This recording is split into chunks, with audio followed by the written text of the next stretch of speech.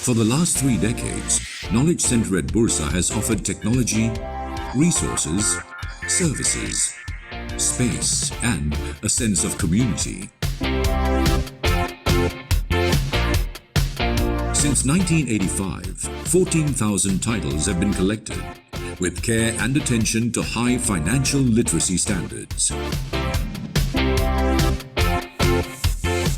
In collaboration with a global community of institutions, we ensure access to the world's diverse intellectual and cultural economic heritage, as well as fast online services for connectivity to the financial world.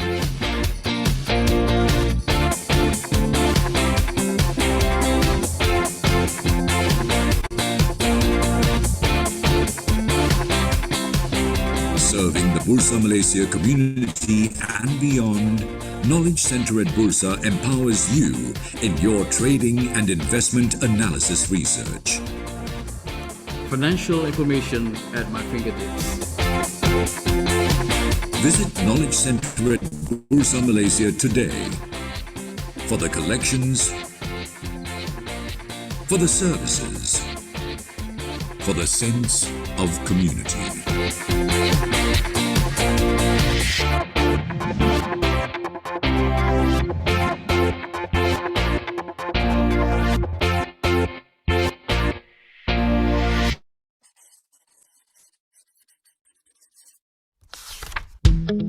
You have suffered financial loss while investing, and you think your bank, broker, fund management company, unit trust management company, PRS provider or distributor, or their agent or representative is responsible. You need help sorting out the problem or want to seek redress. Where do you go? Sidrek is here to help you start the conversation and reach some resolution. First, lodge a formal complaint with a company that sold or offered you the unit trusts, shares, derivatives, or other capital market product or service. But you're not happy with their response. You have 180 days from their final written reply to come to Sidrek. Or if there's no written response, and it's been 90 days since you wrote to them, you don't need to wait longer. You may come to Sidrek even though you haven't received a final response yet. Sidrek first checks the eligibility of your claim. For example, is it within Sidrek's claim limit? Is it against a member of Sidrek? And so forth. If your case is eligible, we begin the dispute resolution process. All information in this process is confidential. We get both you and the member you're complaining against to sit with us and have a conversation. Documents and information will be required from both parties. No lawyers are allowed in the mediation process, as we keep the discussions informal and private. Our mediators are impartial and will hear both sides out and help parties communicate constructively towards resolving the dispute. 2 outcomes are possible at this stage. Either both you and the member agree to a settlement, or you don't. If the both of you agree to a settlement, an agreement is signed and the mediation process ends successfully. But if both you and the member fail to reach a satisfactory resolution, mediation has thus failed. But don't worry, Sidrek then proceeds to the next stage, adjudication. During adjudication, parties are given the chance to provide any further information to help their case and ask each other further questions. Our adjudicator will then study and consider all facts and information provided, including the conduct of the parties, laws, and best industry practices, as well as what's fair and reasonable. Sidrek's adjudicator will then make a final decision on the dispute and the monetary claim. If the decision is in your favor, it could be a full award or a partial award for your claim. But if the decision isn't in your favor, then no award will be made. You, the investor, will still have a choice. If you reject the decision, Sidrek will simply close the case and you may seek other legal avenues for redress. If you choose to accept the decision, however, the member has to comply with it. Once the parties have confirmed compliance to the decision, Sidrek will close the case. So let Sidrek help start the conversation towards resolution. For more information, visit sidrek.com.my or call 03 2282 2280. Bursa Malaysia has been part of the Malaysian economic growth for over 4 decades.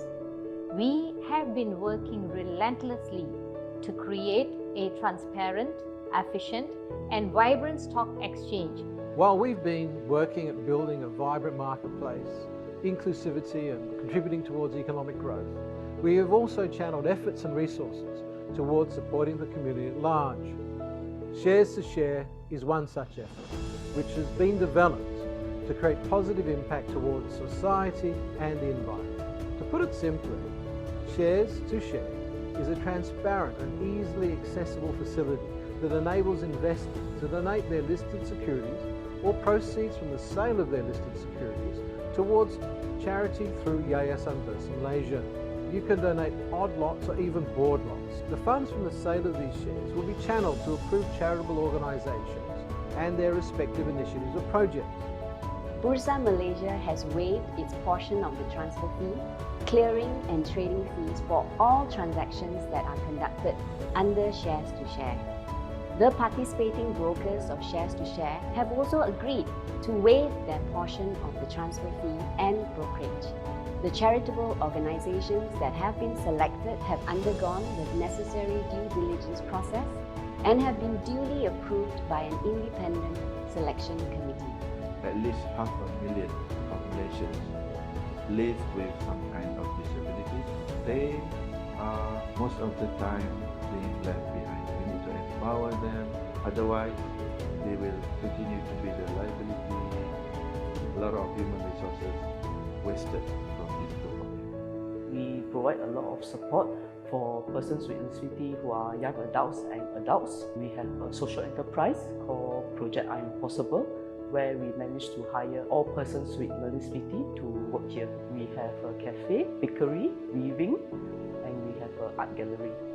Purity of thought, word, and deed, that is action, is very important to be really successful.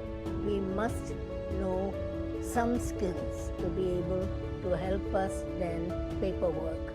The grant from Shares to Share will be used for, one is sewing, handicraft, classical dance, and so on. Our patients have to be fed, they have to be looked after. We look out for any sort of disease they might develop, and also those unforeseen circumstances. Thanks to Bursa's initiative, we can be a little bit easy on our patients if they are family members.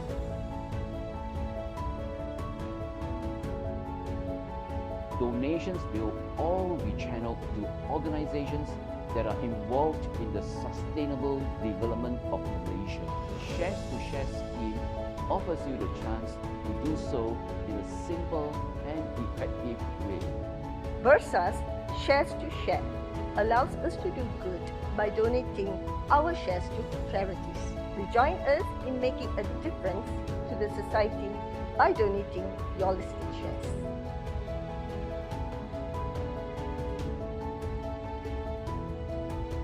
Shares to Share is open to all donors, individual as well as corporates or other types of entities. You can transfer your listed securities via Bursa Anywhere app at a click. For more information, please visit our Bursa Malaysia website.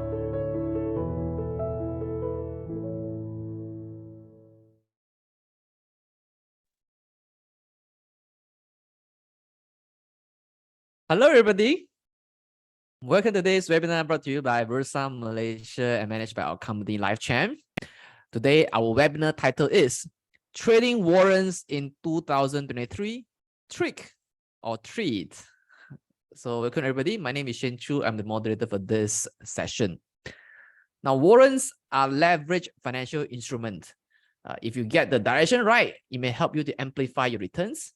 And if you get the direction wrong, it may help you to destroy your equity, okay, much faster than you can imagine, all right? So this is a very leverage tool that you really need to master before you trade it.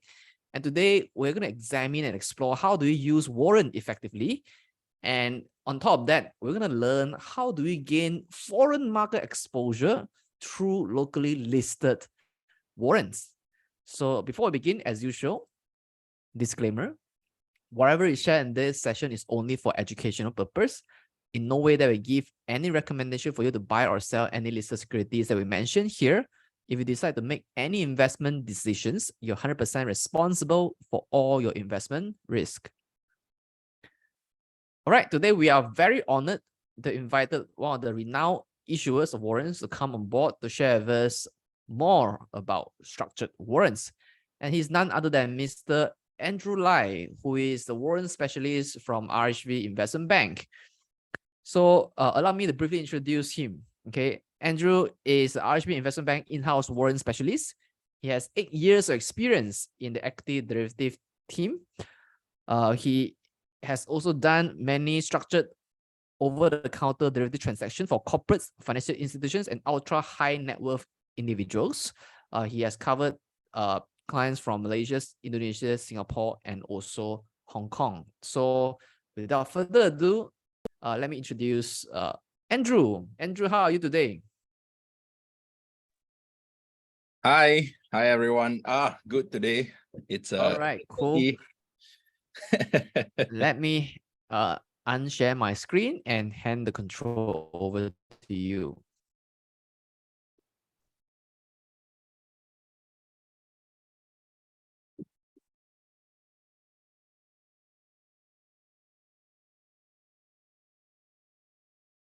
One second, yeah. No problem. So one of the focuses today is also to zoom in to see how do we assess the Hong Kong listed shares through the locally listed structured warrants. All right. Yep. So okay. So I'll take it over. Well, we've gone through the first few parts. Standard disclaimer as well. I would not be making any recommendations on specific stocks and things like that. This is just more an educational session for all of you guys to learn more about warrants, know the pitfalls, and also just a kind of an introduction of how you can trade and gain levered exposure to Hong Kong shares on the Bursa Malaysia itself. Right. So I think he's gone through my introduction already. Yes, I've many years experience in the equity derivatives market, and actually a lot as well in the OTC, over-the-counter derivative market. So hope today will be an educational session for everyone and we all learn something new, yeah? Okay, so let's get straight into the basics. First of all, just to make sure everybody's on the same page, what is a structured warrant? A structured warrant is an equity derivative instrument that's generally issued by investment banks. Its value is usually, or not usually, but it's always derived from a mother share or a counter, right? So for example, let's say you have a TNB warrant, the value of the warrant will move in tandem with the TNB mother share. Now, there are two main types of structured warrants on the market, and that is a call warrant, which is for investors with a bullish view. That means if you think the share price is going up, the call warrant is what you're looking for. And as well as to a more limited extent, the put warrant, which is a bearish view. So the value of a put warrant is inverse to the value of the shares. That means the share price comes down, the put warrant's values goes up. Now, generally in the market, a large majority of the warrants you'll see are call warrants. It's mostly for bullish views, right? So then we see what exactly is a structured warrant, right? A structured warrant is basically for call warrant, gives you the right to buy a certain share at the exercise price at maturity, and a put warrant is the right to sell a certain share at the exercise price at maturity. Okay. However, of course, when you say buy and sell a mother share, you don't actually take possession of the shares. It will be a cash settled structure.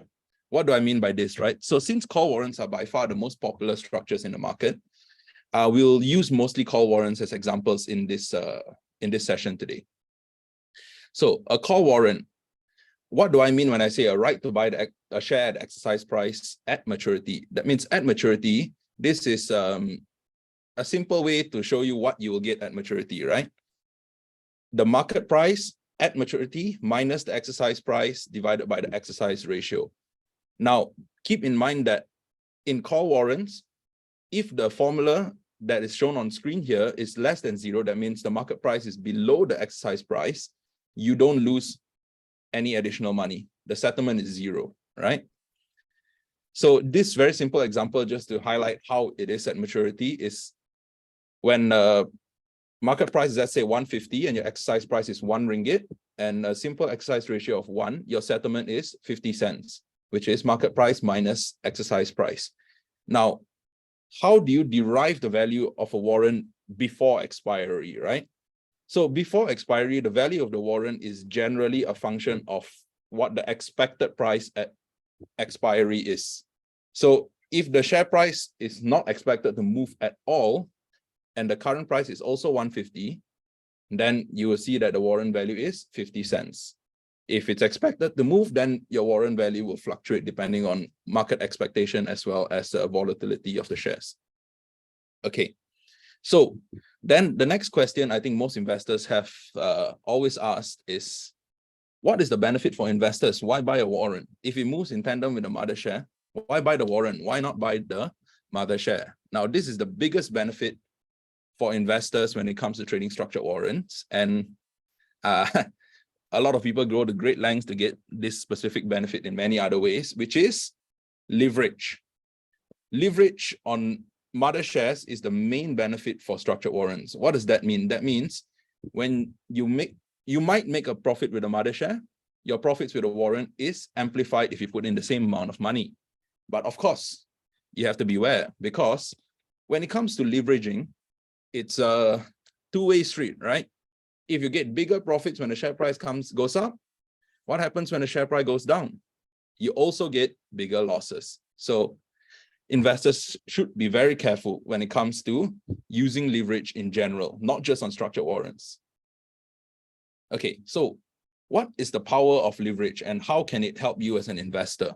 Now, let's just take a very simple example today, which is Maybank, the biggest market cap share on Bursa Malaysia, right? Everybody knows Maybank. So let's say today's market price of Maybank is 8 ringgit 60 cents, and you want to buy 1,000 units. That will cost you 8,600 ringgit. Now, if the share price moves up to 8 ringgit 88 cents, that is a 3.26% gain, or 280 ringgit in short, right? Now, what happens if you buy a structured warrant to replicate this exposure instead? So in recent history, or actually we still have it, Maybank C1C warrant, which is something that we issued. Okay, so when Maybank's shares are at 860, the theoretical price of the warrant will be 8.5 cents, which is the price that the market maker, us, will be bidding and asking at the market, right? So to gain the same exposure, you need to buy 14,000 units of Maybank C1C warrants, which costs you 1,190 ringgit. Now, this is a much smaller capital outlay to the 8,600 ringgit you had to spend to buy the mother shares. Now, if the share price goes to 8 ringgit 88 cent, the price of the warrant will move to 10.5 cents. Okay? And for this number of this 14,000 units of warrants that you hold, your profit will be 280 ringgit. Now, if you look at this example here, the gains is exactly the same. But on the other hand, the capital outlay is a lot smaller. So what is this? This is the power of leverage. Okay? So if you want bigger profits, you can also spend 8,600 ringgit to buy the Maybank C1C call warrants, and of course your profit will be multiplied by multiple folds as well. Now, generally when you do leveraging structures on the market, or let's say, take a loan, margin financing or something like that, when it comes to the downside, your downside is also a lot bigger. However, when it comes to structured warrants, you can get leverage, but with lower downside. Now, you may be asking, leverage with lower downside? Generally not possible. But let me give you this example. The same example as we had earlier, Maybank trading at 860 and you go in for 1,000 units. So 8,600 ringgit. If it drops by half, now remember, I understand that Maybank is very unlikely to drop by half, but for any other shares on the market, right? But this is just an example. If it drops by half, you will lose 4,300 ringgit mark to market.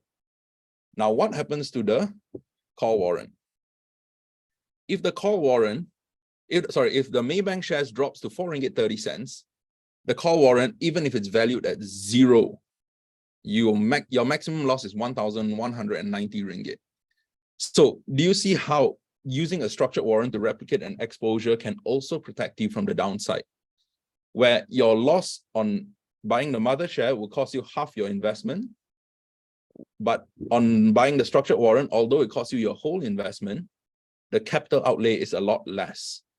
And structured warrants is possibly the only leveraging structure available to most people where the downside is capped and there's no margin calls. Okay.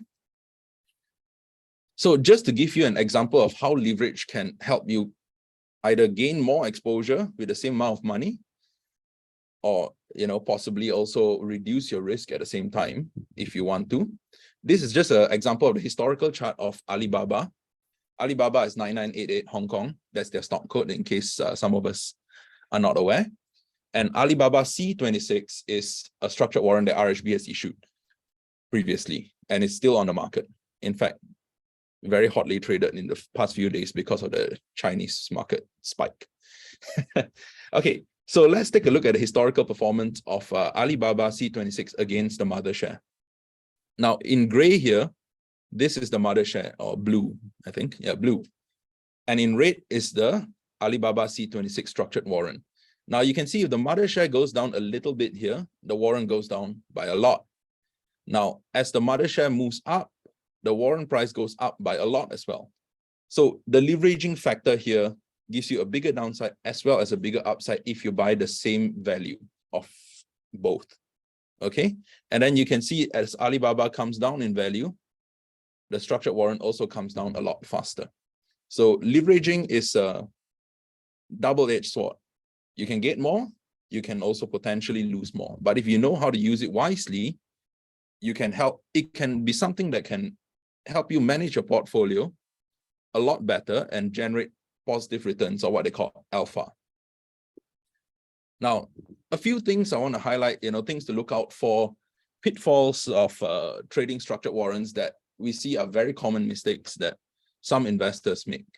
Now, 3 things that is very important when you want to trade a structured warrant: the expiry date, the sensitivity of the structured warrant, as well as a common misconception on the liquidity of structured warrants. So let's quickly go through these 3. Now, first of all, expiry date. Let's take a look at this warrant, example warrant here. The exercise price is 1 ringgit. The current market price is 80 cents. And today is the 26th of July. The expiry date is on Friday, 28th of July. Warrant price is 1 cent. Now, not a lot, but some investors sometimes, they think that the cheapest warrant is the one that could possibly benefit the most, right? Yes, the upside is a lot greater, but don't forget that usually is a reason why some warrants are very, very cheap. Now, let's take a look at this example of a 1 cent warrant. And our friend here is wondering, wow, so cheap. He should buy 10,000 ringgit on this warrant and hope that it performs. But one thing he didn't check was the expiry date. Now, what happens then? Now, this is definitely not the right strategy unless you really want to take the risk, because in order for you to get any returns on your 10,000 ringgit, you need the market price of the mother share to move by 25% in 2 days. Now, up to your expectation on the shares, of course, it has happened before, but it is unlikely. So assuming the market price doesn't move anywhere, and we went through the formula of what you get paid at maturity. What is your settlement at maturity? You buy it today for 1 cent, 10,000 ringgit. You get a lot of warrants. But what do you get in 2 days when it expires? 0. So look out for the expiry date of a warrant. Make sure if it's a warrant that is not in the money, meaning that the share price is below the exercise price, make sure that there is a reasonable amount of time left to expiry for the share price to move in a positive direction so that you can benefit and make bigger profits. Okay, so first pitfall, always look at the expiry date of a structured warrant. Now, how do you do that? RHB has a website, what is it called? RHB Warrants. Just put it into Google. and you will get it on the first one. It's warrants.rhb.com. Now, we have a warrant search function that is very powerful. You can check the expiry date of all structured warrants on the Bursa Malaysia. Now, just to give you an example, if you go into the warrant search function of our website, you can even just click here and click on all issuers. You can see every single structured warrant available on the market, because this information about expiry date is generally not available in most trading platforms.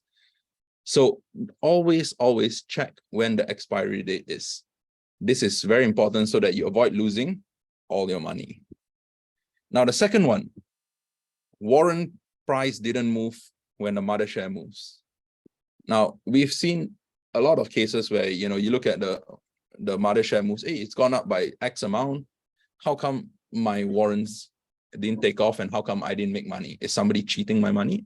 Okay, let me explain. So some warrants generally have this thing called sensitivity. Now, in this case, Alibaba C26 has a sensitivity of 23.3 ticks. And don't forget that Alibaba shares, 1 tick is 5 cents. So for it to move, the shares has to move by 23 ticks before your warrants move 1 tick. So this guy here, he's back again, confused, wondering why his Alibaba shares moved up by 20 cents, but the warrant didn't move. He's very confused. Now, like I said, sensitivity is 23.3 ticks. So what does this mean? This means that based on, let's say Alibaba is traded at $90.05, 90.10 bid ask, right? Let's say it moves 20 cents. Now it has to move all the way up to the 91.25 mark here before your warrant price moves 1 tick. Okay, so there is a fair bit of movement on the mother share required for this warrant before the warrant price moves. Now, every single structured warrant on the market has a different sensitivity. Okay, but you say, hey, why did Alibaba shares move $1 or $2 before my warrant even moves anything, right? At all. You must understand that also the power of leveraging, right? We mentioned just now. If Alibaba moves from 90 to 92.35, you're looking at maybe a 2+% return. But on the structured warrant, you're making a 12.5% return. So once again, the power of leveraging, because every tick that the structured warrant moves is a much more significant percentage gain compared to the mother share. So always look out for the sensitivity. Once again, this is something that we have listed on RHB's website. You can make use of it when it comes to your trading so that you know exactly where shares are going, warrant prices are going to be in relation to the mother share. Now, another powerful tool that some issuers, some investment banks have when it comes to trading structured warrants, which makes it very transparent for a lot of investors, is what we call a price matrix. How do you use a price matrix?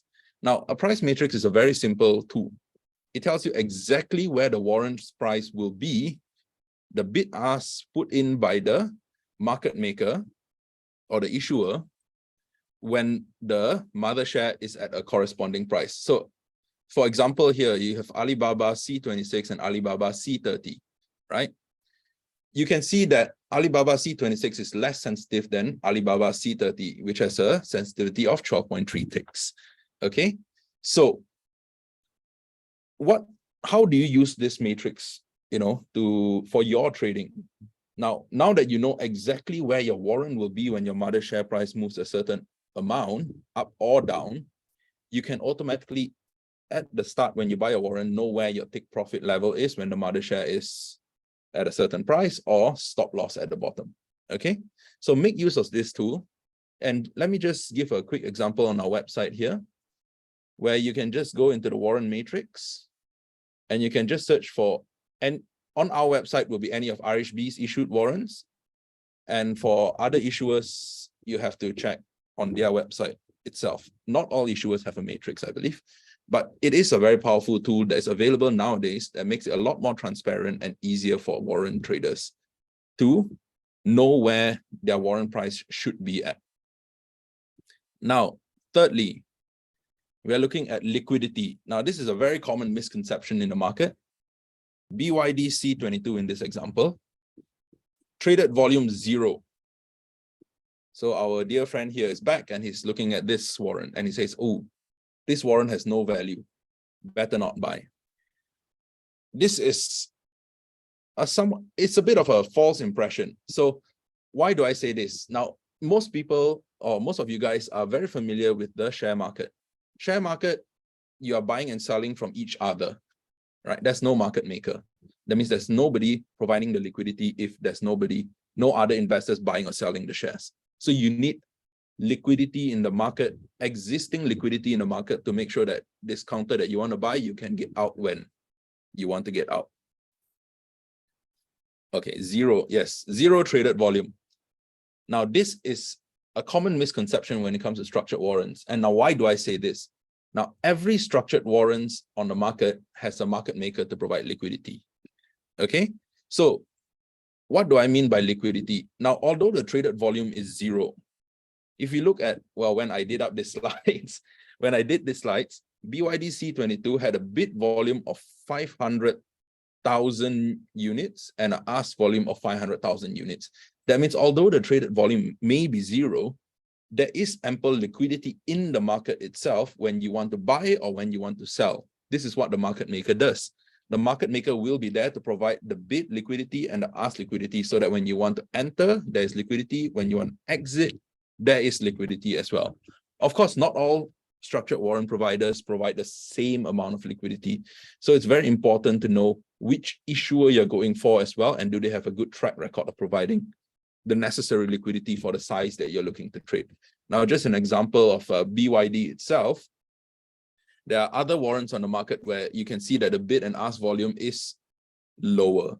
So look at the issuer as well, look at their track record, make sure that they are generally always there to provide you liquidity when you want to enter and when you want to exit, because there's the worst thing that can happen to you is either it's gone up and you want to take profit, but there's no liquidity, you can't sell the warrant, or it's come down, you want to cut loss, and there's once again no liquidity, you can't sell the warrant. So that's not what you want.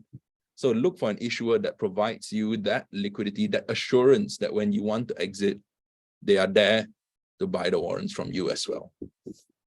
Okay. So next part of this, now that we've gone through the pitfalls, I hope that everybody here is a bit more aware of what you need to know when trading structured warrants, and you don't make common mistakes so that you can safeguard your asset values and not lose your equity when it comes to trading structured warrants. Now, next part of this is, can you get foreign exposure on Bursa Malaysia? Because you want leverage, but let's say you're looking at a foreign counter. Can you get exposure to that levered structure, the structured warrant on Bursa Malaysia itself? And the answer is yes, we can. Yes, so on the Bursa Malaysia, once again, when I did up this slides, not today maybe, but there were 859 structured warrants listed on Bursa Malaysia, with 135 of them being listed over foreign counters. So that means this same powerful tool, this structured warrants that you can use for leveraging, for lowering your capital outlay, limiting your losses if you are not buying the same amount, limiting your losses as well. You can use this on Bursa Malaysia itself to trade on foreign shares. Now, a vast majority of foreign warrants, foreign underlying structured warrants on Bursa Malaysia is over Hong Kong. Hong Kong warrants are by and large one of the most popular structured warrants in Malaysia. Now, why is that? Hong Kong shares generally have more volume, more news flow, more to the counters itself, right? In fact, I think just 1 or 2 days ago, a simple announcement from the central government in China of boosting the economy has boosted a lot of individual counters as well as the Hang Seng Index itself up by 3% in 1 day. Now, I remember 2 days ago, or was it yesterday? I can't remember exactly the day, where our Alibaba warrants, our Xiaomi, our other warrants, Hong Kong warrants were up by 30, 40% in 1 day. So If you buy the mother share, you may make 3 or 4% in one day. You buy the warrant, you can make 30 to 40%. So this is why we think that Hong Kong warrants are very suitable for a lot of Malaysian investors. First of all, trading hours are the same as Malaysia. That means that you can observe the live prices in Hong Kong as you trade the structured warrant in Malaysia. Secondly, once again, news flow, a lot more dynamic. So you get exposed and leverage as well, of course. So you get exposure to this market that is, in a sense, more volatile as well than Bursa Malaysia, which is primarily the markets that you want to trade a structured warrant in. Now, how is Hong Kong warrants different from regular structured warrants issued in Malaysia? How to trade it, right? So to answer the first question, how to trade Hong Kong warrants of our confused friend here again. How to trade Hong Kong warrants? Well, you can buy and sell Hong Kong warrants on Bursa Malaysia with your regular trading account. No special account needed, nothing. Just your regular trading account that you already have. You can use it to buy Hong Kong structured warrants on Bursa Malaysia. This is, of course, the same for all structured warrants. You don't need a special account. You just need to know which counter you're looking at and which warrant you're looking at, and you can buy it. But once again, most trading platforms, they won't provide you with all the details of the warrants, expiry date, and things like that. So do check the websites. Do check our website so that you get the full information of which warrant you want to buy. Is it different to local warrants? Short answer is no, there's no difference. The structure is the same. Everything about it is the same except the underlying.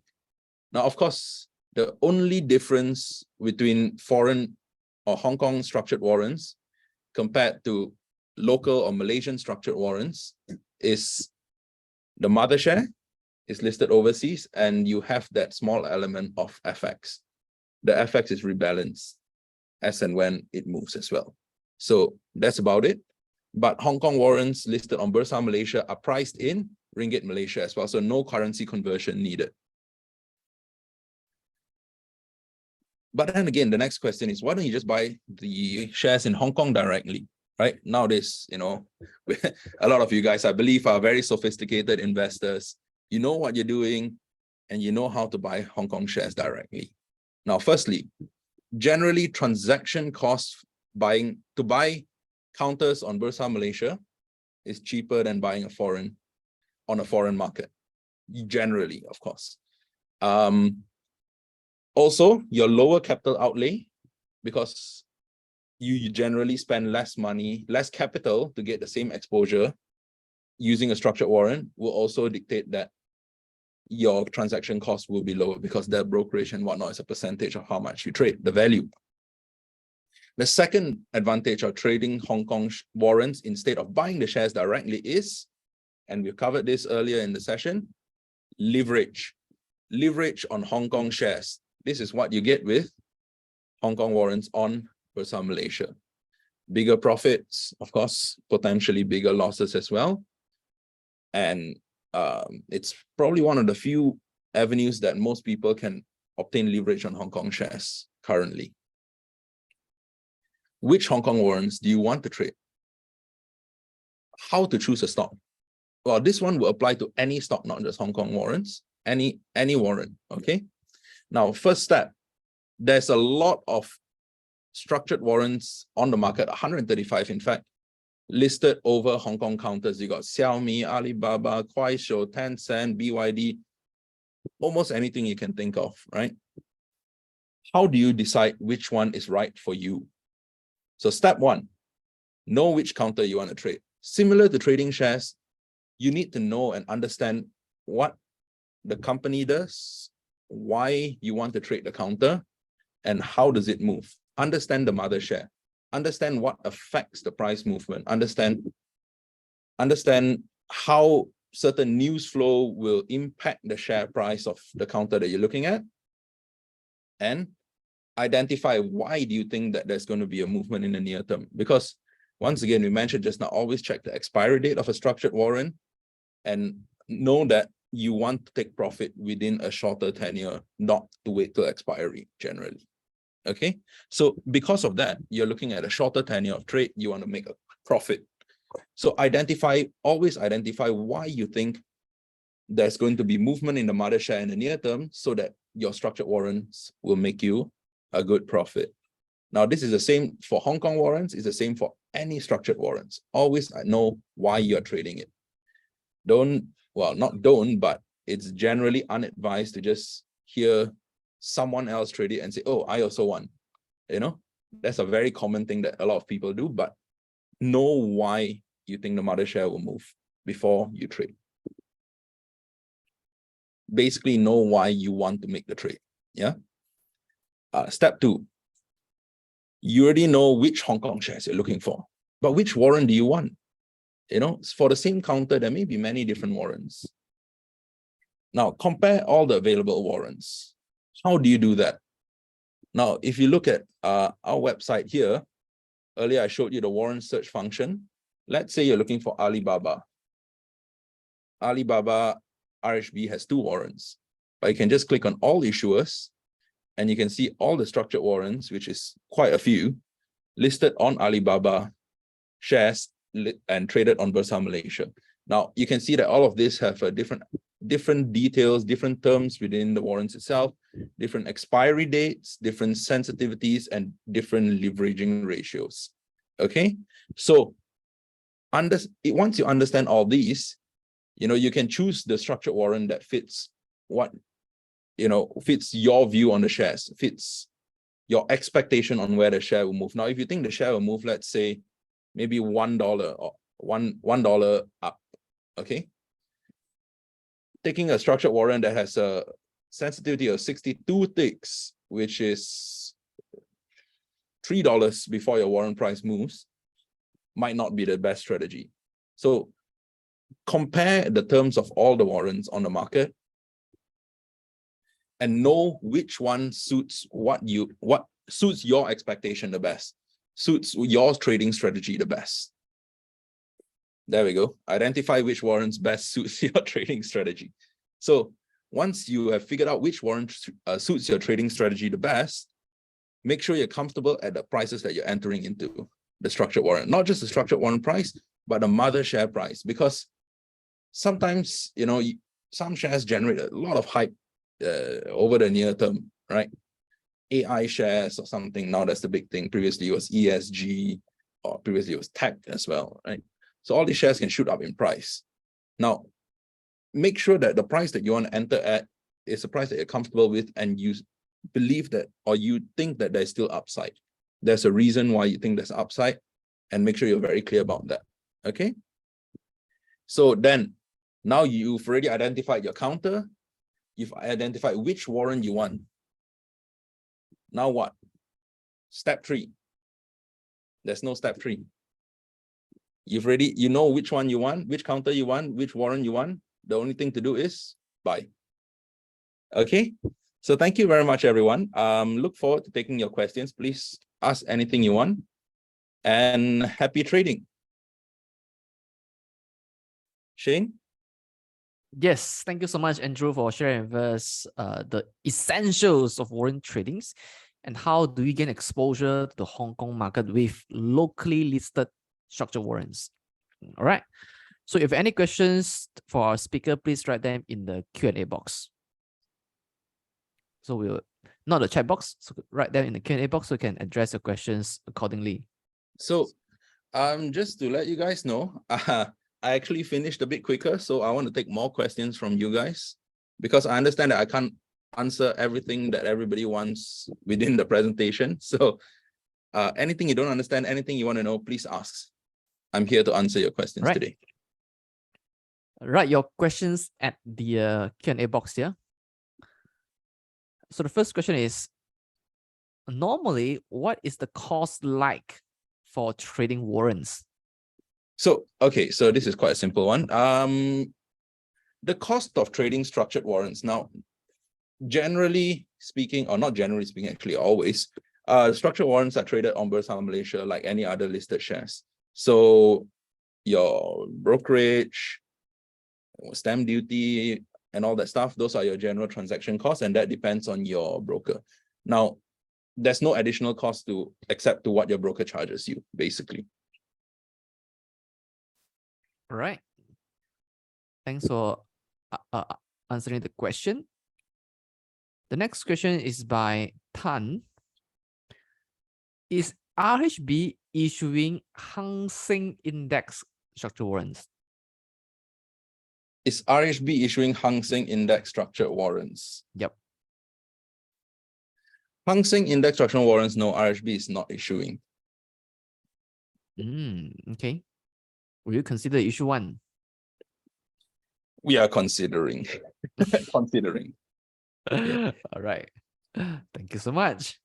The next question by Heng is that, what is delta? How do we use it? Now we know structured warrants come with a lot of Greek symbol, right? And one of it is yes. So structured warrants does come with a lot of Greek symbols, and it can be very daunting for a lot of investors. This Greeks, if some of the more technical ones of us here would know, it derives from the Black-Scholes formula, which is an option pricing model. So delta is basically the ratio of change of a structured warrant in relation to the underlying assets price. Yeah, so that means that how much the warrant's price would change in relation to your mother share. All right. Thank you so much, Andrew. How to use it? How to use it? Now, this one is a lot simpler. Don't use it. Use the price matrix. It's a lot more foolproof. It's a lot more foolproof. When the share price moves a certain place, we tell you exactly where the warrant price would be. No need to calculate it yourself. Use the price matrix. So the price matrix is the results of all the... There are many factors when it comes algorithm of the Greek symbols. There are many factors when it comes to pricing a structured warrant, or to find the value of a structured warrant, not just delta, of course. Delta is one of it, but if you really want to know everything there is to know about structured warrants, we also have a very good informative education section on our website. But if you want the short answer, just use the matrix. It tells you exactly where the warrant price will be when the share price is at a certain level. All right. So the next question by Suhaini is, can you go through again the way to determine the warrant sensitivity? Okay, so the warrant sensitivity once again is well, not too dissimilar from what we just answered, right? In terms of movement of warrant prices, it's derived from that same Black-Scholes formula, which I think if I go into detail here, a lot of people will fall asleep. So, well, sorry, what was the question again? Yes. Warrant sensitivity. How do you determine? Okay, so warrant sensitivity is determined by pricing the warrants in relation to the share price at many different levels. So what we do is at every theoretical level of the share price, we use that formula to price out what the warrant is. Okay, and for a lot of the warrants, when your share price moves one tick, two ticks, we see that through the formula, the warrant price doesn't change yet. Because warrant one tick sometimes, it's only 3 decimal points, right? When you trade on Bursa Malaysia or any exchange, in fact, 3 decimal points would be the maximum you get. And the change in the warrant price is beyond that, beyond the 3 decimal points. So your actual warrant price that you see on market won't change. And that is why it takes a bit more movement in the mother share price before it flips to the next price. And that is why there is this thing called warrant sensitivity. Now, if we put out the actual numbers in 10 or 15 decimal points, you will see a change. But because it's 3 decimal points, it takes a while before it flips to the next price. And this is called a flipping point. Yeah. All right. Thank you so much, Andrew. The next question is by Vivian. Could you share with us what exactly is effective gearing? And how is effective gearing different from gearing? Is it important? So effective gearing is basically how many times more leverage, how many times more P&L, profit or loss that you get compared to the mother share. So let's say effective gearing is 5, your mother share will move by 1%, your warrant price will move by 5%, your mother share move by 5%, your warrant price move by 25%, and so on and so forth. Okay, so effective gearing is basically how many times more returns you get, up or down. Yeah. So if it's down 5%, you lose 25. You're down 1%, you lose 5. It's both ways. So that is what effective gearing is. And the next question is, how is it different from gearing? How is it different from gearing? Effective gearing is calculated based on a live warrant price, basically. So effective gearing is basically based on what the current share price is and the warrant price.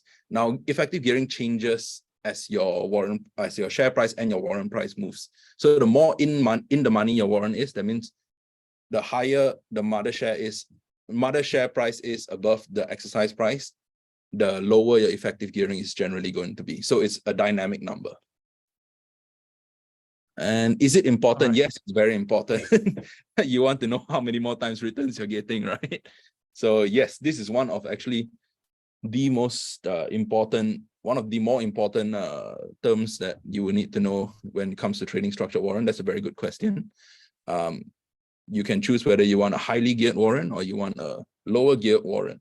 Now, also, just to go on a little bit about this, the higher the gearing of a warrant, generally speaking, not all the time, generally speaking, the higher the gearing, the less sensitive it is. Okay?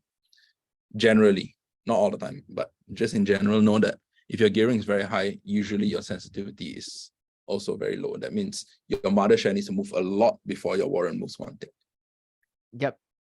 So if you see that the mother share don't, the warrant price don't move that frequently as the mother share move, then it could be a warrant that is highly geared. So the more effective gearing that you choose, then the more risk that you take. Of course, correct. If you get the direction right, then you can get the higher return. Correct. So the next question is, can RHB provide daily support and resistance on Hang Seng Index in RHB Telegram? I think this will help investors to make decisions on how the market move to trade in structured warrants. So this is currently we don't have any Hang Seng Index warrants. So I would say right off the bat is unlikely. But if we do have Hang Seng Index warrants, then in the future, then yes, this is definitely something we'll look into. We do have individual shares, Hong Kong shares listed. So if that is something that will help, we can do something. We can look into doing something like that, more technical analysis a bit regularly. Yeah. All right. We'll definitely look into it if it helps. Okay. So the next question is by Surya. Is it a good idea to hold Hang Seng Index warrants until near expiry date? I found that the value keep fluctuating high and low. Well, the value fluctuates because the Hang Seng Index also fluctuates, right? Now, whether you should hold it till near expiry, this is a concept called time value. Okay, every warrant has a time value into its price, built into its price, and generally speaking, or not generally speaking, actually, all the time, your time value decays as your warrant gets closer to expiry. Now, the closer you get to expiry, the faster the time value drops. So if you say, should you hold a Hang Seng Index warrant until it's very near expiry, I can't answer exactly for your specific case, but in general, I would say that holding a structured warrant till close to expiry, makes you lose quite a fair amount of time value. All right, thank you so much, Andrew. The next question is by Davy Hong. How do we calculate the warrant leverage ratio? Leverage ratio as in the effective gearing, I presume. You want to know how to calculate. So you can, well, on our side, we have a whole system that actually calculates, like the matrix just now, we have a whole system that calculates where the warrant price is in relation to the share price and yada, yada. And from there, we can derive what the leverage ratio is. But if you don't mind me, let me share this screen for a moment.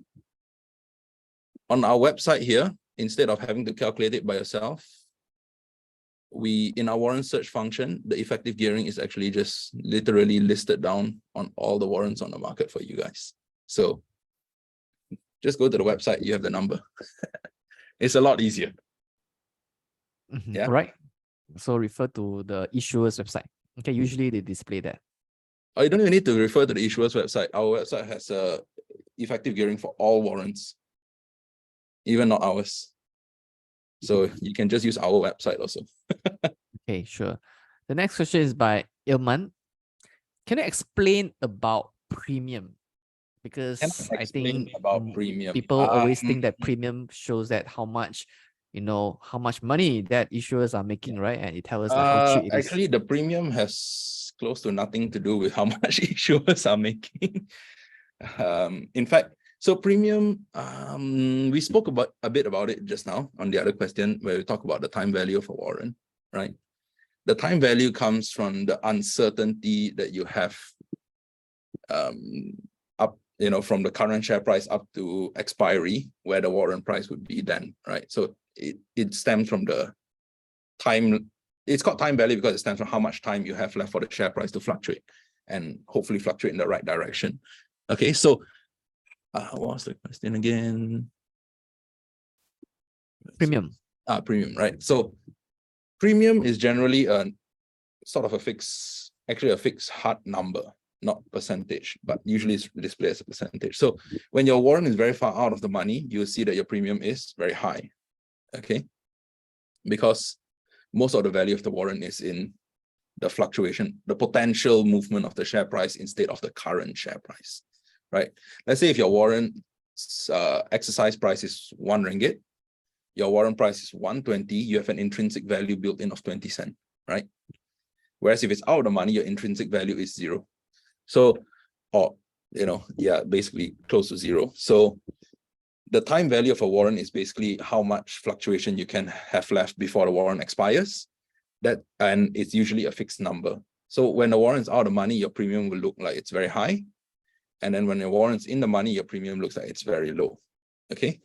So, or as a percentage of the warrant price, it looks like it's very low. So when you look at a premium from a percentage point of view, now this is one case that I've heard of before, they said, oh, I bought a warrant. When I bought it, it was like 60% premium. Then the share price shot up, the warrant price shot up. How come my premium only 11% when I sell back to the issuer? Is the issuer cheating my money? No, that's not the case. It's because your premium is a hard number, right? Let's say it's 5 cents or 10 cents, right? If the share price shoots up, it's still 5 cents, but your warrant price goes from, let's say, valued at 10 cents to valued at 30 cents. You've made a lot of money. That 5 cents is a much smaller percentage. All right. Thank you so much, Andrew, for addressing the question. The next question is, why are there so few put warrants in the market?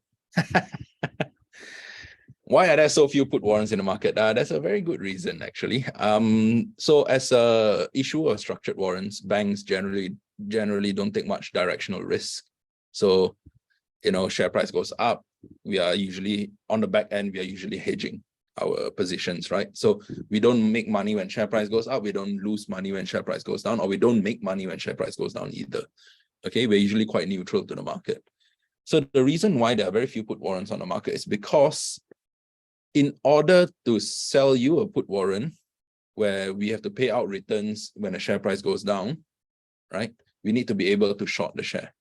And the ability to short the shares currently is not as widespread as I would like. So that is why there's a lot less put warrants compared to call warrants on the market. I see. Okay, that's why I think it's easier to do put warrant on index because you can short it through futures, right? All right. So that's why you see put warrants on indices, but less so on individual stocks. Now, sometimes a lot of the put warrants that you see available on the market is because issuer already has a long position on the mother share elsewhere, and they have excess shares, so they can just basically borrow from themselves to short it. That's why you can issue put warrants. Okay, understand. The next question is, how is structured warrant different from company warrants? Which one should we trade? Okay, so structured warrants and company warrants. Very good question. Company warrants are from the company itself. Let's say if TNB's company warrant is issued by TNB itself. You can buy TNB company warrants if you want, or you can buy structured warrants if you want. Now, what's the difference, right? In a company warrant, you at maturity or when you exercise it, you actually have to pay the money to buy the mother share, and you actually receive the mother share. Structured warrants are issued by investment banks or issuers, not necessarily investment banks, but they are cash settled. So remember just now in the slides, we had the settlement price calculation thing. Let's say if that was a company warrant, share price is 150, exercise price is 1 ringgit. When you exercise it, you don't just get the 50-cent gain. What happens is you have to pay 1 ringgit to buy the share, and the share will be put into your account, then you have to sell it at 150 to get a profit if you can sell it at that price. And also one of the key things is structured warrants issued by the issuers generally have market making systems. So we are here to provide liquidity for traders now, basically. All right. The next question is, what is the market maker criteria to issue structured warrants for new IPO counter, like DXN with short history trading days? There is a criteria. It's based on the IPO size. I think it has to be above how many billion? I can't remember the exact number, but it's not even 3 billion, I think. So basically, the market cap at IPO has to be above a certain level. Then only we can issue it, earlier. Otherwise, we have to wait till the mother share hits all the necessary criteria for a standard warrant. That means if it's issued together with the IPO debut, it's going to be the same day, right? Same day trading or next day. All right. But in order to do that, you need the IPO to be of a certain size. I can't remember the exact number, sorry. All right. So the next question is by Katina. Where can we see the sensitivity of the warrant? If the warrants are issued by the mother company itself, that means the company warrants. Can we see the sensitivity? Short answer, no. You can't see the sensitivity.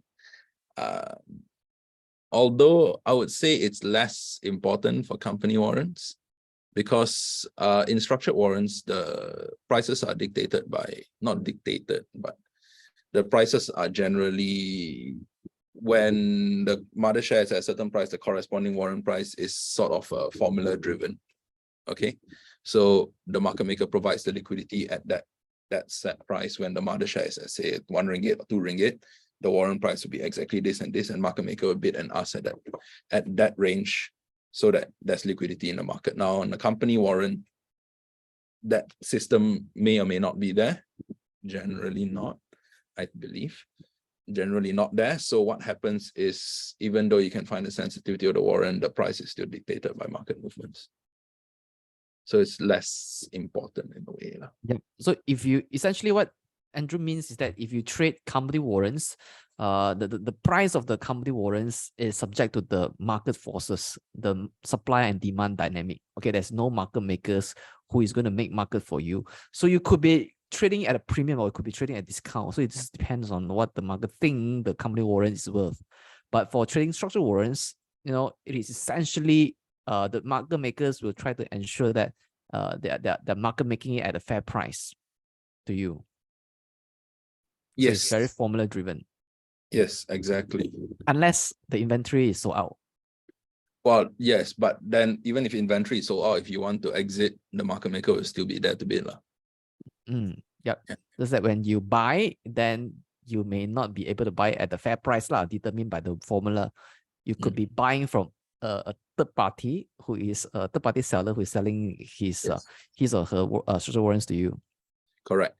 And if you want to know what the fair price is at any value, once again, price matrix, please use it. A lot of effort was poured into creating it.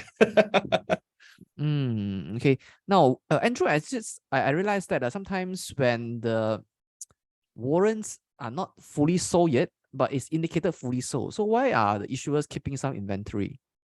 I can't answer for every issuer, but there are times when, there are reasons why the issuer cannot sell any more of the structured warrants. Because at the end of the day, we are all banking institutions, we're all regulated. So there are cases where, just as an example, I don't know, let's say another part of the bank needs the limits to do some kind of corporate action, or maybe the bank is involved in a corporate action, right? Then if that might create a conflict of interest, the bank obviously won't, knowingly enter into a position where there's a conflict of interest. It could be many reasons why, but it's just one example that could be the case. All right. So although I still have inventory, but if I have knowledge that somebody else is doing a corporate action within the bank, there's a directive to say, okay, no more trading this one, then we can't. All right. Now we also understand that most structured warrants have exercise ratio, right? So is there a reason for exercise ratio? Is it to keep the warrant price cheaper? Yes, in short. All right. The next question by Stefan is that does higher premium of warrant cause a higher theta decay of a warrant? This is a very good question. I've never actually checked back against it, so I can't answer this question right now. Yeah, I need to go and check back against it. It's a very technical question. Maybe on your next session, you can have the answer for them. Yeah, don't forget to join and sign up for the next webinar. Shane will have the answer for you. Not me. Definitely Andrew. Okay, not that qualified. You are a warrant specialist. I'll give the answer to you. Okay. So come back for the next session with Andrew. So Andrew will address this question. Okay, this is very incredibly technical, so may need some time for him to get the answer. All right. So Jaime would like to ask, appreciate if you can go through the concept of exercise ratio. What does it mean, an exercise ratio? Okay, let me go back to what's going on. Okay, can everybody, you can see the screen here, right?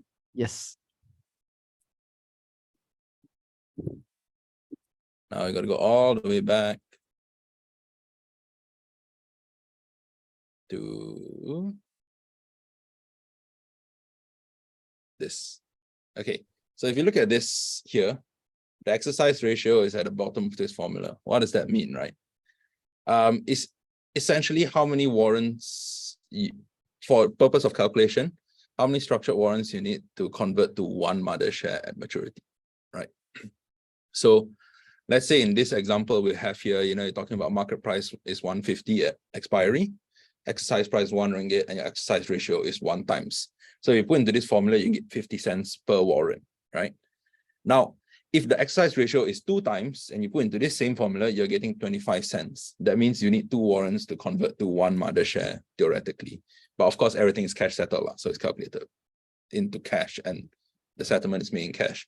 So if it's 1 times, it's 50 cents, 2 times, it's 25 cents, and 5 times, it's 10 cents, and so on and so forth. That's basically what it is. Okay, so the objective is to make it more affordable to retail investor, right? Yep.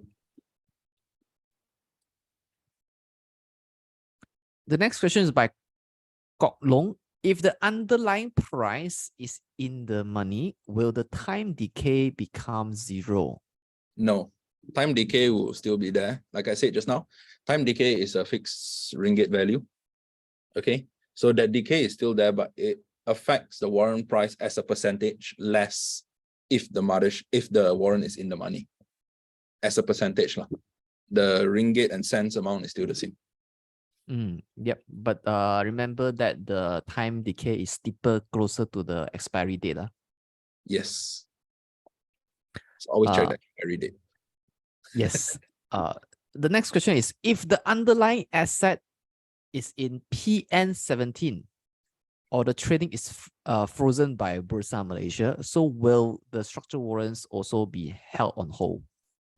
So generally speaking, PN17 we can't issue, right? Or even if we can, we generally won't because it's a bit too risky, we find, but we can't. And if it's an existing outstanding structured warrant, the exact procedure, I'm not exactly sure, but I believe we will stop selling. So, the cases like you said just now where you still have inventory, but you don't sell. This could be one of the reasons as well. Okay, if the company you issued structured warrants on suddenly becomes it could be a reason why, we still have inventory and we don't sell, for example. All right. So the next question is implied volatility important? Does it tell us like how cheap the warrant is? Cheap in an absolute amount, no, it won't tell you that. But cheap in a percentage amount, it might. So generally, the more volatile a warrant is, the more higher the implied volatility, the more volatile it is, the higher your time value. Because remember, your downside on a structured warrant is capped, your upside is unlimited, right? It's capped to the amount you invest, upside is unlimited. So the more volatile it is, although it may be up or down, but the movement is greater, and up is uncapped, down is capped. So the more volatile the implied volatility is, the more expensive in dollars and cents your time value, your time value is on the warrant. Yeah. All right. The next question by Surya. Which warrant is safer or better to trade? Is it company warrant or the Hang Seng Index warrant? What are the differences? Let's look at these two warrants. Yeah, Hang Seng Index and company warrant. Company warrant, first of all, generally we answered just now, no market maker. So you take that risk, first of all. Hang Seng Index warrants, there is a market maker. And it's a structured warrant. Now, which one is better to trade? Now, remember just now we're talking about how to choose a warrant, which one you want, know why you're trading, understand the counter. Any counter can be traded, right? Any counter can be traded and you can make a profit from it. Potentially, not always. But more importantly is knowing why you want to trade that specific counter. So whether a company warrant is better to trade or a Hang Seng Index warrant is better to trade, only you can have the answer. Because it's up to you what exposure you want. Do you want exposure to the company? Do you want exposure to Hang Seng Index? Okay, so it's up to you which one suits your portfolio, suits your investment requirements better. All right. So depending on your view and your appetite. The next question is by Tiong Sun. Are structured warrant prices always dependent on its underlying share and, for example, its market sentiment? Yes, absolutely. Structured warrant values are, because, structured warrants is a derivative, which means it derives its value from something else. And in structured warrants case, it derives its value from the mother share. So it's 100% reliant on the mother share. All right. The next question is by Lim. So generally, when interest rate goes up, will warrant price goes up? I think this was a very it's been similarly answered by with the previous question. Structured warrants prices are derived from the mother share, right? So if interest rates goes up and it causes the mother share to go up, like let's say banking stocks, right? If interest rate goes up, people generally see it as a positive for banking stocks. Bank prices goes up. If you have a warrant over a bank share, then that value will go up. So it will entirely be dependent on if the mother share that you a mother share of the structured warrant you're looking at is positively correlated to interest rates or inversely correlated. But I understand from the pricing model that there are some element of interest rate that's embedded into the formula. There's an element of risk-free rate, but one thing I can say for sure is the movement of a share price, because interest rates, when they move, they're moving like what, 20 basis points, 25 basis points, 50 basis points, right? The value of the shares movement is usually greatly outweighs that. So the impact to that warrant price is very, very minimal in consideration, in comparing to the movement in the mother share. Yeah. All right. So the next question is by Sue. I think considering everything else is equal, so between low premium and low volatility, which type of warrant should we prioritize? Low volatility and low premium. Okay. Wow. Good question. Low volatility is, I presume volatility, you mean implied volatility lah. Yeah. So if it's low volatility, I would say it depends, because a warrant with a low implied volatility, let's say IV of like 20% or something, or 10%, very low lah, right? But if the mother share's actual volatility or historical volatility is even lower, it still might be very expensive, right? The cost, I mean, the difference in valuation lah. Yeah. So absolute low volatility is not so important, but more important is to compare the volatility with the actual mother share's volatility lah, so that your IV is not too far off. Low premium, if I were to trade structured warrants, I generally won't look at the premium at all. To me, it's not very, to me lah, it's not very important when it comes to trading structured warrants. So I would say more, which should we choose? If the volatility IV of the structured warrant is a lot lower than the mother share's actual volatility, then yeah, go for that one lah. That means the issuer has made a mistake somewhere. All right, thank you so much, Andrew. Yeah. You talk about implied volatility just now, right? But sometimes I noticed that in the implied volatility column provided by issuer, sometimes it has NA not available. What does it mean? Which issuer? Not available, they're not showing it lah. You know, in the list of the table, right? And in the table, there are a lot of the structured warrants. So some comes with NA, you know. I have actually forgot which issuer it was. Yeah. I'm not sure why come they across display before. an NA lah. I'm not sure why they display an NA, but it usually should be displayed. It could be something as simple as their website data feed was down and it didn't pull from the file correctly or something like that. But it shouldn't be NA lah. All right. Yeah. You talk about premium just now, and say that premium is not exactly that important to you as a warrant trader. But sometimes I notice that there are counters with negative premium. Can I explain that? Negative premium. It doesn't make sense, right? Because premium means time value of money. What does negative premium mean? Negative premium. Let me see if I can find an example.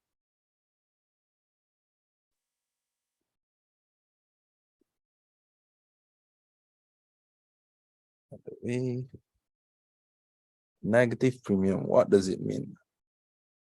Let's see. Like, I mean, honestly, to me, like I said, once I look at it, premium is not really something that you should be, or not should, but it's not that important when it comes to warrant trading. So personally, I've never looked very hard into premium. So I have not actually looked into why some warrants have a negative premium, honestly. It's a very good question. I'll answer in the next session. All right. Thank you so much, Andrew. So be sure to come back for Andrew next section, okay? All right. And be sure to sign up for the next webinar organized by Bursa as well. Yeah. Adam asked the next question. What makes RHB structured warrant different or better from your competitors? Okay, so every issuer is different, right? So on our side, I would say we try to be very transparent with the investors. We provide you the price matrix, so you know exactly, and this price matrix is pretty much the same, is derived from the same system that our market making system actually puts in the bid and ask when it comes to trading on market itself. So it's very transparent. You know exactly where your warrants price should be at, first of all. Secondly, we always strive to provide deep liquidity in the market. That means we always strive to provide ample bid and ask so that investors who want to come in or want to go out, exit their positions, will be able to do so easily. So that is, to me, what we take pride in ourselves for. Of course, when it comes to choosing your structured warrant that you want, choose the one that suits your trading requirements best. Issuer is definitely one important factor to take into account. Make sure you go with one that provides all these things to you. Sufficient liquidity in the market. When you want to exit, make sure they are a warrant issuer with a good track record. All right. Thank you so much, Andrew. Yep. Now, let's say I'm a trader with a slightly longer time horizon. Like, I want to trade it for, 1 month. And versus a trader who has a very short tenure when it comes to trading structured warrants, like a couple of days or less than a day, right? What are the criteria? What are the different criteria they should look at? Should they look at longer tenure trader? What are the characteristics they should look at? And shorter tenure trader, what kind of characteristics of warrant should they look at? Okay, so I think for a shorter day, like a day trader or somebody who trades in 1 day or so, the time to maturity might be a bit less important to them because they know they're not going to hold to maturity. They're not going to hold to the end of the week, right? So do check the time to maturity. Make sure it's not like tomorrow or something, but less important to the day trader or the very, very short-term trader. I think what might be more important to the very, very short-term trader would be things like sensitivity, because share prices, they don't move a lot in a very short span of time, right? Generally, of course, if you expect something wild to happen, then by all means, but generally share prices don't move 15-20% in 1 day, or even 5% in 1 day is a rarity, right? So for that, in order for you to take advantage of structured warrants, I think you want to look for something more sensitive so that when the price moves a bit, you already make your profit and you can exit. That's what a shorter term trader will look for. And if you're a longer term, let's say 1 month, 2 months, the first thing you want to look at, as always, maturity, right? You don't want to say, oh, I want to hold this warrant for 1 month, but it matures in 2 weeks, right? And a trader who holds a structured warrant for, let's say, more than for about a month or so, that kind of horizon, you will be affected by time decay. Okay, so of course, choosing a structured warrant that has a maturity much further in the future, because we discussed just now, right? Time decay gets faster, it accelerates the closer you are to expiry. So if you trade something that's 2 months to expiry and you're holding for 1 month, your time decay is going to be a lot more compared to somebody who's trading for 1 month where the expiry is 9 months away. So choose the newer warrant or the warrant with a longer expiry if you're holding it for a longer period of time. Sensitivity will be less important because in 1 month, a share price moving 5% is perfectly normal compared to 1 day, right? So sensitivity less important. So if you're a day trader, then high sensitivity warrant are high sensitivity warrant will be more beneficial. So now we learn how do we pick the warrants that are suitable for our trading style. So the next question by Sue is that, are newly listed warrants out of the money and high premium? Are newly listed warrants out of the money and high premium? Not necessarily. Out of the money, I think that depends on the issuer, but usually the reason why is because if you put it out of the money, you get more effective gearing, right? In the money warrants, you're basically selling them. We're basically selling intrinsic value, which is not what people generally want at the start of a warrant. So usually slightly out of the money, so that you don't pay for the intrinsic value and you get higher leverage ratios. Second part was premium. Once again, I wouldn't look at premium too closely. It really does not, to me, my opinion, to me, it doesn't mean that much when it comes to trading warrants.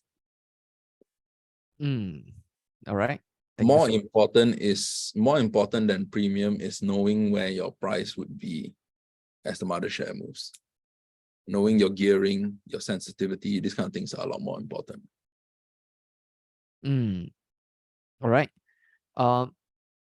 Andrew, this might be a bit technical, but this comes from me. I understand that a warrant price takes into account of the forecasted dividends to avoid a fall in the price of the warrant if the mother shares fall by the dividend amount on the ex-dividend date. So if you do an inaccurate forecast, will it mean a downward adjustment to the warrant price the next day? All right. Can you come again about the dividend ex-dividend date thing? Yeah. If you make an inaccurate forecast, will Mhm. it mean a downward adjustment to the warrant price the next day? So the warrant price. Okay, so just to answer that part, right? You The remember? dividend is part of the formula, right? Dividend part is part of So the formula. remember just now we discussed about how the interest rate might affect the warrant price slightly, right? So dividend, if we expect it to go through an ex-dividend date, will impact the initial warrant price already by said amount. Now, the function of a warrant price when it's traded on the market live during its life cycle is 100%, not 100%, but it's primarily dictated by the mother shares price. So if the mother share price drops ex-dividend, the warrant price will follow suit. Okay, so the impact is very minimal. I would say the impact on the original warrant price it's there, it's implied in the warrant price. But when it comes to the ex-dividend date, let's say the share price drops a bit, the warrant price will also follow accordingly. Of course, things like special dividends, corporate action, share split, all this will be the warrant prices will be adjusted or the warrant terms will be adjusted to make it fair. But normal dividends, no adjustment. All right. The next questions come by Kok Long. Normally, when does time decay start affecting the price of the warrant? Is it 1 month before the expiry or 2 months? Or when is the time that it starts to have impact? Time decay starts immediately. It's just very slow. Okay. For every warrant, it might be different, but generally speaking, the last 1.5 months has the greatest impact. Generally speaking, not for everyone, not for all warrants, but generally. So the time decay get steeper, closer to the expiry date. The time decay, the value of your warrant is slightly down, and then as it gets closer to maturity, it goes down like that. So the price matrix will change every day, right? Based on all price these matrix factors. is updated every 10 minutes. Every 10 minutes, it is updated. Every 10 minutes, yes. Is it the same across all issuers? I can't speak for other issuers, but for ours, it's 10 minutes. So that means the price now and 10 minutes later, it might so have some small just changes. when you're trading the structured warrant, just keep one tab open for the price matrix and keep an eye out. But usually within an intraday, the matrix itself won't shift much. It's just the share price moving up and down where the warrant price would be. All right, so looks like there are no more questions on my panel.